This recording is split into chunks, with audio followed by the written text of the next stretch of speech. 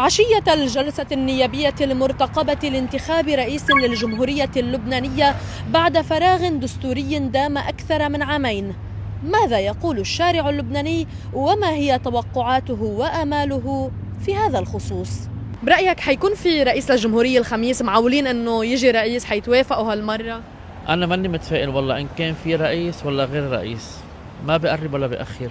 بوجود هالأحزاب السياسية المقفلسة أساساً، ما بهمني الاسم، بهمني الشخصية، بهمني يكون عنده إرادة يقدر يعني شيء للعالم. ها نتوقع كل خير، لأنه الشعب خلص تعب ولازم يكون في رئيس جمهورية، بالحلال بالحرام لازم يكون في رئيس جمهورية. ما بيتركب رئيس بلبنان إلا بعملية تركيبة توليفة خارجية يعني. والهيئة هي سنتين بلا رئيس لأنه ما في توليفة خارجية، فبس تجي التوليفة الخارجية بس يجي أمر العمليات أكيد بصير في رئيس. هلا على ما يبدو إنه في تقل، يعني في تقل عربي، في تقل أمريكاني، في تقل أوروبي بالعملية، بس ما الهيئة طبخة جاهزة. يعني بعتقد أنا ما في هلا رئيس، أكيد في تأجيل للانتخابات، لأنه قائد الجيش في عنده مشكلة إنه قصة التمديد والجلسة ما فيها تتم، أكيد بدها نسبة نواب، وما الهيئة في توافق يعني. في كل فريق بعد عنده رأي، الهيئة بعد بدها نضحك على بعضنا ونعيش على أمال، يعني هذا وقشتاين هون هلا، وفي ضغوطات أمريكية، في ضغوطات عالمية، بس ما الهيئة بعد جاهزة للأكثر. إن شاء الله بصير في رئيس وبيتحسن وضع البلد يعني. نحن بنقول طالما المؤتمن على الدماء الرئيس بري موجود نحن بخير. إن الرئيس بري بيلاقي رئيس جمهورية حيجي ويكون فيه مصلحة للبنانية، بعكس ما العالم كلها متوقعة إنه الرئيس بري إنسان طائفي وبيروح لطائفته، بس للبنانية بالإجمال ولحدود لبنان ولسيادته أكيد حيجوا. وإن الرئيس شايف لا، في الله بس بيجيبه، هيدي منتهية عند الرئيس. هو صراحة هيدا بيتكل على هلا اللي عم بيصير بالجنوب، اللي عم بيصير بالجنوب إذا بدها تنسحب إسرائيل ولا لا، لأنه إذا إسرائيل بدها تبقى بلبنان ما بحس إنه في رئيس جمهورية. يعني كلها هي صارت مثل اتفاقيات، لأنه عم بيصير بسوريا وبالمنطقة كلها. ما بدنا إسرائيل ضلها محتلة يعني بعد اللي صار بالجنوب، وكمان باقي إسرائيل لا، هيدا الشيء منه منطقي. ويرجعوا يحطوا رئيس جمهورية، ومين هو رئيس الجمهورية كمان؟ بدنا نعرف يعني.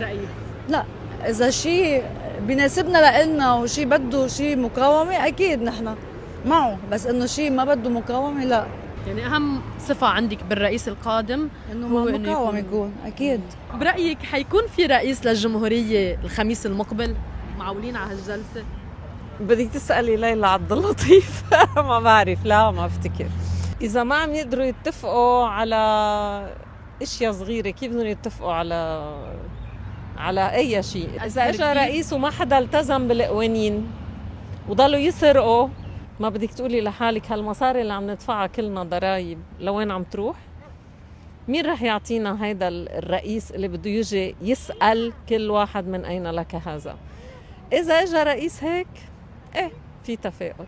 ضروري يكون في رئيس لحتى يزبط وضع البلد. برأيي إن شاء الله بكون إن شاء الله في رئيس، يعني يجي رئيس توافقي. هلا بالنهاية نحن بلبنان، ولبنان بلد المفاجآت، تعبنا كتير ونطرنا وصبرنا، بالنهاية إن شاء الله بيجي رئيس مثل ما بده الجميع، ولابد إنه يجي رئيس. إذا ما أجى الخميس صراحة أنا ما بتوقع يجي الخميس. بعتقد بدها مسألة كم يوم مثل هيك شد عصب وبيطلع إن شاء الله عنا رئيس.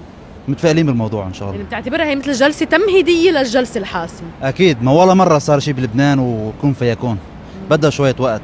مين هي الشخصية اللي بتتوقع توصل لسدة الرئاسة اللبنانية؟ أنا بالنهاية تحليل أو اعتقاد إنه ممكن إذا مش قائد الجيش يجي الياس البيسر. حالة من الترقب والتفاؤل الحذر تسود البلاد مع تمنيات الشعب اللبناني بتصاعد الدخان الأبيض من المجلس النيابي يوم الخميس المقبل وانتخاب رئيس للجمهورية. ومن هنا يبقى السؤال: هل نكون فعلا أمام جلسة نيابية فاصلة وحاسمة، أم أن الفراغ الرئاسي سيستمر إلى وقت غير معلوم؟